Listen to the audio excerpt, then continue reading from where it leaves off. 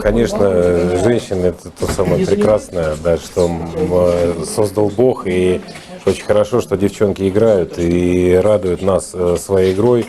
Да, у них, может быть, присутствует вот этот спортивный дух, азарт, который, наверное, присущ мужчинам, но, тем не менее, то, как это они делают, элегантно, красиво.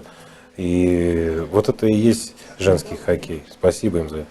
На ваш взгляд, дивизион Амазонки, кроме того, что это девушки, чем-то выделяется, вот, может быть, по, я не знаю, там, по интересу болельщиков, по каким-то другим составляющим?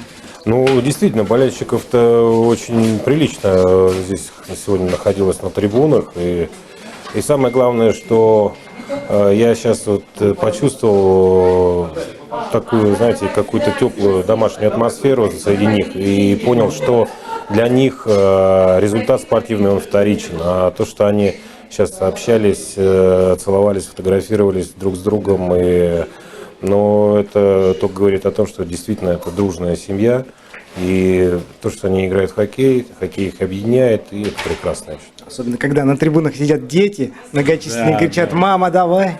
Мама, мама, да, и вот мы видели на награждении дочку взяли с собой. Ну, это, наверное, самый лучший пример мамы.